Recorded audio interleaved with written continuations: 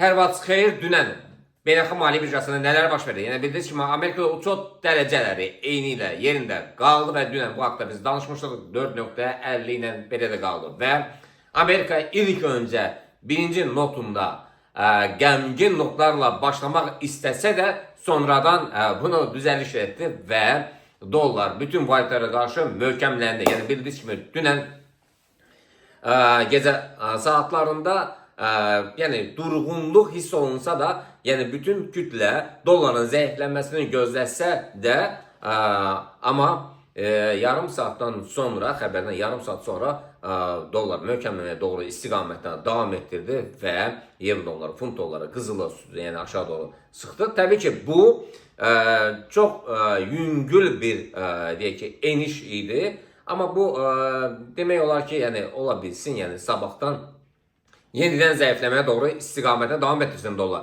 Nəysə, gəlin keçək funtun dollar rəqabətində nələr oldu? Funtun dollar rəqabəti dünən nə çox, nə az, yəni xəbərdən sonra yəni aşağı doğru istiqamətdən davam etdi. Ümumi olaraq gün ərzində 985 pips aşağı endi və dünən biz satış əməliyyatları üçün 1.33-200'lər nəzərdə tutmuşduq. Təbii ki, 32-800'lərə qədər endi.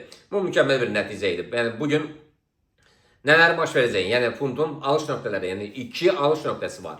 Yəni onlardan biri ən tezi 1.33-400'lərdən, ikincisi 33-700'lərdən və satış əməliyyatları isə 32-900'lərdən fikirləşməkdir. Eyni zamanda funtda bugün bildiyiniz kimi vacib xəbər var 15:00-da. Çox vacib xəbər, yəni bunu izləməyə dəyər. Və keçək biz euro dollar rəqabətinə. Bildiyiniz kimi euro dollar rəqabəti dünənki xəbərdən sonra yəni endi, sürətlə endi. Təbii ki, bir neçə dəqiqə durğun qalandan sonra dollar möhkəmlənməyə başladı və gündəlik missiya funtda 9.46'dır, euro dollarda isə 875'dir. Dünən funtda 960 idi, euro dollarda isə 867 idi. Bugün 875 euro dollar rəqabətində, dünən 890 pips aşağı doğru istiqamətdə davam etdirdi. Bugün alış əməliyyatları 1.13-450'lərdən, satışlar isə 1.12-900'lərdən fikirləşməyə dəyər. Təbii ki, bu informasiya xarakterlidir, yəni bu bizim işimizdir, peşəmizdir. Qalan bütün məsuliyyət təbii ki, sizin üzərinizdə. Burada yəni mükəmməl dərəcədə öyrənmək üçün kurslara müraciət etmək lazımdır ki, mükəmməl şəkildə bilik əldə edəsiniz. Gəlin keçək biz xəbərlərə. 16:30'da təbii ki, unemployment rate, Amerikada çıxan xəbərlər də bu da bazara təsir göstərəcək. Qızıla gəldidə isə qızıl gündəlik isə 84 pipsdir və çoxsun 84 dollardır.